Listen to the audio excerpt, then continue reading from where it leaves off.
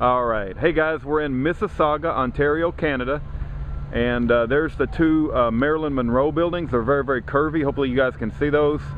And I'm outside, so hopefully the wind doesn't distract from the sound. There's the Canadian flag. Hopefully you guys can see that. But I wanted to read from you guys a book that my mother-in-law let me read. I have to put it on focus. This is what we call Samuel Smiles. And this book that I've got in my hand, it was written in 1880. It's called Duty by Samuel Smiles. And this is him right here. And I want to read to you guys a passage from page 74. Let me put it back on. There we go. I don't know if the sun will get to me, but it ain't about having a good video. I just want to read you guys this passage. It's from page 74, okay? And these words are very, very powerful. It was written back in 1880. What's that, 1980? So you got 30 years. So we're looking at almost 143 years ago. But this is very, very powerful. I want to read it, and here we go. Even in republics, they were talking about republics back then. Even in republics, men are apt and willing to be bribed. Sounds like our Congress, right? Even in republics, men are apt and willing to be bribed. Money gets over many difficulties. It solves many problems. In America, the cream of republics, bribery is conducted in a wholesale way. He was talking about bribery in America in 1880. The simple salary of an official is not sufficient. Even the highest in office, usurper Obama, even the highest in office is bribed by presents of carriages and horses, and even by hard cash.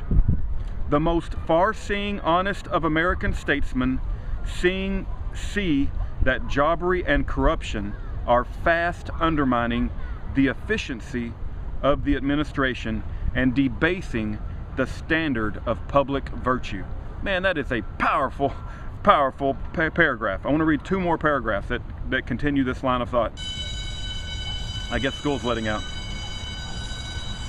Wow, that's a long bell. That's a very long bell. Okay. It has been the same all over the world, not just America. It does not matter what the form of government is called, whether a monarchy, an aristocracy, or a republic. It is not the form of government, but the men who administer it. Selfishly used political power is a curse. Man, that's powerful. Let me repeat that. Selfishly used political power is a curse. Intelligently and impartially used, it may be one of the greatest blessings to a community. If selfishness begins with the governing class, woe to the country that is governed. Man, that's so powerful. I feel like I'm reading from a man who has some wisdom here. If selfishness begins with the governing class, woe to the country that is governed. Man, that's a word for America right there in 1880. The evil spreads downward and includes all classes, even the poorest. The race of life becomes one of mere pelf and self. Principle is abandoned. Honesty is a forgotten virtue. Faith dies out, and society becomes a scramble for place and money. Man, this guy needs to be like running for Congress right now in the year 2013. Okay, this last paragraph, man, this is powerful too, and I'll end this video.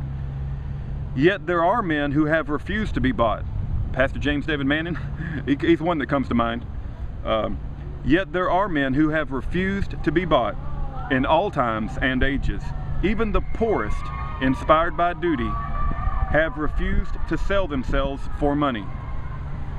Among the North American Indians, a wish for wealth is considered unworthy of a brave man, so that the chief is often the poorest of his tribe. The best benefactors of the race have been poor men. Among the Israelites, among the Greeks, and among the Romans, Elisha was at the plow when called to be a prophet. And Cincinnatus was in the fields when called to lead the armies of Rome. Socrates and Epaminondas were among the poorest men in Greece. Listen to this. Such too were the Galilean fishermen, the inspired founders of our faith. See, it's poor men who refuse to sell out and who cannot be bought. And the same problems that he's talking about bribery and corruption and political power being used to destroy a society and to destroy a community, that same thing is happening today. And it was written about in 1880. 1880 it was written about by Samuel Smiley. Okay? So I just wanted to share that. That was very powerful, and I just wanted to make a video while I'm in Canada as well. May God bless the righteous. May He bring divine justice to the wicked bastards who are running this world. Amen.